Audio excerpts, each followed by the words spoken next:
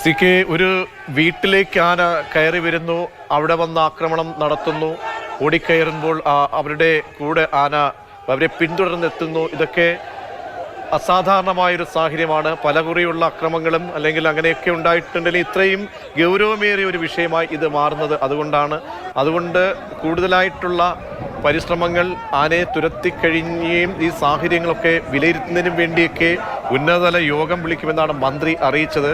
ആളുകളുടെ പ്രതിഷേധവും ആ വഴിക്ക് തന്നെയാണോ? എന്തൊക്കെയാണ് പ്രധാനപ്പെട്ട അവരുടെ ആവശ്യങ്ങൾ?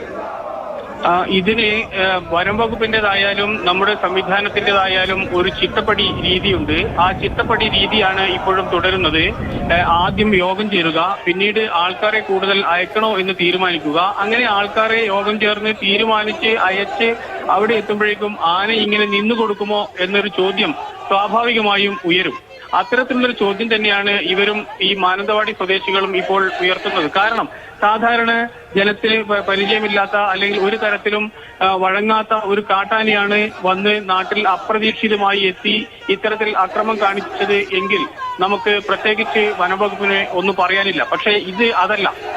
ഇത് അക്രമാസക്തനായ ആനയാണ്. അതിനെ പിടികൂടിയിട്ടുണ്ട്. പിടികൂടി അതിന് റേഡിയോ കോളർ ഘടിപ്പിച്ചിട്ടുണ്ട്.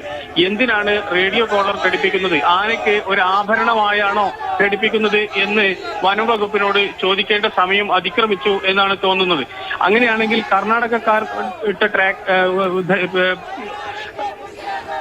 ഘടിപ്പിച്ച റേഡിയോ കോളർ കേരളത്തിലെ ആൾക്കാർക്ക് വനം വകുപ്പിന് ട്രാക്ക് ചെയ്യാൻ കഴിയുന്നില്ലെങ്കിൽ ആനയ്ക്ക് കർണാടകയിലെ ജനം കേരളത്തിലെ ജനം എന്ന് തിരിച്ചറിയാൻ ശേഷിയുണ്ടോ എന്നും ഈ രണ്ട് വനം വകുപ്പ് കർണാടകവും കേരളവും പറയേണ്ടി വരും. കാരണം ഇതൊന്നും ഏതെങ്കിലും രീതിയിലുള്ള ഉദ്യോഗസ്ഥന്മാരുടെയോ സംസ്ഥാനത്തിന്റെയോ ഈഗോകളിൽ അവസാനിക്കേണ്ട ഒന്നല്ല. അടിസ്ഥാനപരമായി ഇത് ജനങ്ങളെ ബാധിക്കുന്ന വിഷയമാണ്, ജനങ്ങളുടെ ജീവനെയും സ്വത്തിനെയും ബാധിക്കുന്ന വിഷയമാണ് എന്ന് മനസ്സിലാക്കാൻ ശേഷിയില്ലാത്തവരാണോ വനംവകുപ്പിലെ ഉന്നത ഉദ്യോഗസ്ഥർ എന്ന ചോദ്യത്തിനും ഇപ്പോൾ ഉത്തരം തേടേണ്ടി വരും, അല്ലെങ്കിൽ അവർ ഉത്തരം പറയേണ്ടി വരും. കാരണം ഈ റേഡിയോ കോളർ ഇടുന്നത് ട്രാക്ക് ചെയ്യുന്നതിന് വേണ്ടിയാണ്. അത് ജനങ്ങളെ ആക്രമിക്കാതിരിക്കാൻ വേണ്ടിയാണ്. ജനവാസ മേഖലയിൽ വരുന്നത് തടയാൻ വേണ്ടിയുള്ള ഒരു മുൻകൂർ ഉപകരണമാണ്. ഇത് തണ്ണീർക്കൊമ്പനുണ്ടായ സമയത്ത് ഈ ചോദ്യം നമ്മൾ ഗസ്റ്റ് ഹൗസിൽ വെച്ച് വനം മന്ത്രിയോട് ചോദിച്ചപ്പോൾ അദ്ദേഹം അതിലൊരു പോരായ്മയുണ്ടായതായി സമ്മതിക്കുന്നുണ്ട്. 2 മണിക്കൂർ നേരത്തിലധികം അതിന് ട്രാക്ക് ചെയ്യാൻ കഴിഞ്ഞിട്ടില്ല. അത് കേരളത്തിന്റെ അതിർത്തിയിൽ വരുമ്പോഴേക്കും അതിന്റെ സിഗ്നലുകൾ ലഭിക്കുന്നില്ല എന്ന്. അങ്ങനെയാണെങ്കിൽ സിഗ്നലുകൾ ലഭിക്കാൻ എന്ത് ചെയ്യാം? ഇന്ന് ഒരു ട്രാക്കിംഗ് സിസ്റ്റം ഉണ്ടാക്കുന്നതിന് വേണ്ടിയോ സിഗ്നൽ സംഘടിപ്പിക്കുന്നതിന് വേണ്ടിയോ ഒന്നും വലിയ കാര്യമൊന്നുമല്ല.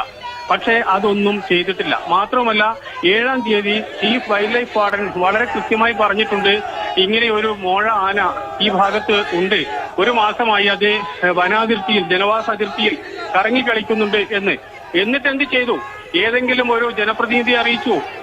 ഒരു മെസ്സേജ്, ഒരു വാട്സപ്പിൽ ഒരു മെസ്സേജ് അയച്ചാൽ ആ ഭാഗത്ത് 10 മിനിറ്റിനകം എല്ലാവരിലേക്കും എത്തിക്കാനുള്ള സംവിധാനം ഇന്നുണ്ട്.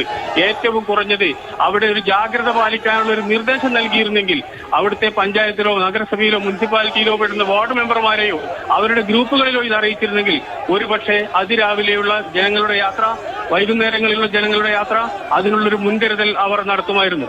ഈ ആനയുടെ ദൃശ്യങ്ങൾ CCTV-യിൽ നിന്ന് കണ്ടു കഴിഞ്ഞാൽ ഇത് വളരെ അക്രമാസക്തനായ ഒരു ആനയാണ് എന്ന് കാണുന്നുണ്ട്. കാരണം ആളെ പിന്തുടർന്ന് സ്റ്റെപ്പുകൾ കയറി വീടിന്റെ മതിൽ പൊളിച്ച് അത് മുറ്റത്ത് കടന്ന് ആനയെ ആക്രമിക്കുന്നു. അതാണ് ഒരു ദൃശ്യം. രണ്ടാമത്തേത് മറ്റൊരു വീടിന്റെ അരികിലൂടെ അത് നടന്ന് ഓടി കുന്നു കയറുന്നതും കാണാം. ഈ കാര്യങ്ങളിൽ നിന്നെല്ലാം തന്നെ വ്യക്തമാകുന്നത് ഈ ആന അതീവ അക്രമശേഷിയുള്ള ആനയാണ് എന്ന് തന്നെയാണ്. ഇതൊക്കെ മനസ്സിലാക്കി അതിന്റെ നീക്കം കണ്ടെത്താൻ വേണ്ടിയാണ് റേഡിയോ കോളർ. അല്ലാതെ റേഡിയോ കോളർ ആനയ്ക്ക് ഒരു ആഭരണമല്ല. തീർച്ചയായും CK പറഞ്ഞതുപോലെ എണ്ണിപ്പറയാവുന്ന ഒട്ടനവധി വീഴ്ചകൾ ഈ സംഭവത്തിൽ ഉണ്ടായിട്ടുണ്ട്. ആ വീഴ്ചകളുടെയൊക്കെ തന്നെ ഒരു ഇര കൂടി ആയി 47-കാരനായ അജീഷ് മാറിയിരിക്കുന്നു. അജീഷിൻ്റെ മൃതദേഹവും കൊണ്ടുള്ള പ്രതിഷേധമാണ്. അതുകൊണ്ട് തന്നെ നാട്ടുകാർ നഗരത്തിൽ ഇറങ്ങി നടത്തിക്കൊണ്ടിരിക്കുന്നത്. നേരിട്ട് സംവിധാനങ്ങൾ എത്തി ശാശ്വതമായ ഒരു പരിഹാരം ഈ വന്യമൃഗ ശല്യത്തിൽ ഉണ്ടാകണം. അതിനുള്ള ഏകോപനം മന്ത്രിതലത്തിൽ തന്നെ ഉണ്ടാകണം. സർക്കാർ തലത്തിലുള്ള ഇടപെടൽ അനിവാര്യമെന്ന് ആവശ്യപ്പെട്ടുകൊണ്ടാണ് നാട്ടുകാർ പ്രതിഷേധവുമായി മുന്നോട്ട് പോകുന്നത്.